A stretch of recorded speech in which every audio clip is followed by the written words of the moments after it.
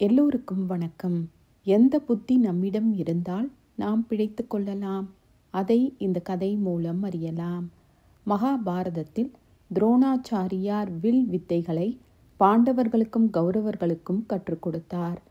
தான் கற்றுக்கொண்ட மொத்த வித்தையையும் அவர்களுக்கு சொல்லிக் கொடுக்க வேண்டும் என்று முடிவு செய்தார். ஒரு நாள் ஏகலைவன் என்பவன் அவரிடம் வந்தான். தனக்கும் வில்வித்தை கற்றுத்தர வேண்டினான்.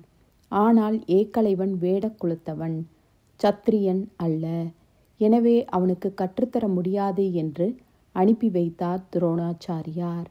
ஏகலைவன் துரோணாச்சாரியாரை மானசீக குருவாக ஏற்றுக்கொண்டான். துரோணாச்சாரியார் வடிவில் சிலை ஒன்றை செய்து கொண்டு தானாகவே வில் வித்தையை சிறப்பாக கற்றான். ஒரு நாள் ஏகலைவன் பயிற்சி செய்து கொண்டிருந்த போது ஒரு நாய் கொலைத்து கொண்டே இருந்தது. ஏகலைவன் தன் அம்புகளால் நாயின் வாயை தேய்த்து விட்டான். அந்த நாயை பார்த்த அர்ஜுனன் துரோணாச்சாரியாரிடம் சென்றான்.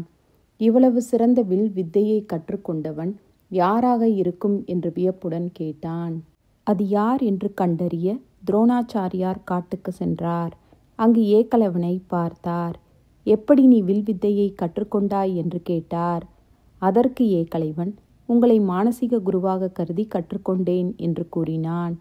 அர்ஜுனன் மட்டுமே சிறந்த வில் வித்தைக்காரனாக இருக்க வேண்டும் என்று எண்ணியிருந்தார் துரோணாச்சாரியார். எனவே ஏகலைவனின் திறமையை இல்லாதொழிக்க விரும்பினார். அதற்கு துரோணாச்சாரியார் ஏகலைவனிடம் கேட்டார், ஏகலைவா, அப்படியென்றால் எனக்கு குரு தட்சிணை வேண்டும் என்று கேட்டார். அதற்கு ஏகலைவன், என்ன கேட்டாலும் தருகிறேன் என்று உறுதியளித்தான். துரோணாச்சாரியார் கேட்டார், உன் வலது கை கட்டை விரலை கொடு என்றார். மறு பேச்சு பேசாமல் தன் கட்டை விரலை வெட்டி கொடுத்தான் ஏகலைவன். 6 மாதம் கழிந்தது. துரோணாச்சாரியார் தனது பாசறைக்கு அருகில் உள்ள குளத்தில் நிராயுத பாணியாக நீராடி கொண்டிருந்தார். குளத்துக்கரையில் 2 புலிகள் அவரை தங்களுக்கு இரையாக்க காத்திருந்தன. செய்வதறியாமல் தவித்தார் துரோணாச்சாரியார். உதவி கேட்டு அலறினார். அப்போது ஒரு அம்பு பாய்ந்து வந்தது.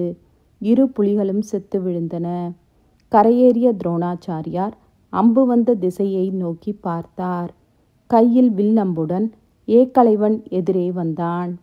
திடுக்கிட்டார் துரோணாச்சாரியார்.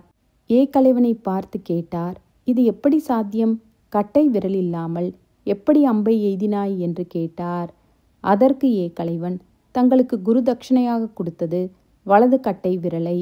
நானும் வெட்டி கொடுத்தேன். ஆனால் நான் பயிற்சி எடுத்தது இடது கையினால் குருவே என்று பணிவுடன் சொன்னான். அதை கேட்டதும் துரோணர் மிரண்டு விட்டார். இந்த கதை மூலம் நாம் என்ன அறியலாம்? ஏகலைவன் சாதுரியமான புத்தியுடன் செயல்பட்டான். அதனால் அவன் பிழைத்து கொண்டான். குருவுக்கும் உதவி புரிந்தான். நாமும் சாதுரியமான புத்தியை செலுத்தி பகவானிடத்தில் வேண்டி வழிபட்டு வந்தால் நிச்சயம் அவரின் அனுகிரகம் கிடைக்கும். அது மட்டும் இல்லாமல் நம்முடைய வாழ்வில் சுபிக்ஷமும், நம்முடைய வாழ்விற்கு பிறகு மோட்ச பதவியான வைகுண்ட பதவியும் கிடைக்கும். சர்வம் கிருஷ்ணார்பணமஸ்து.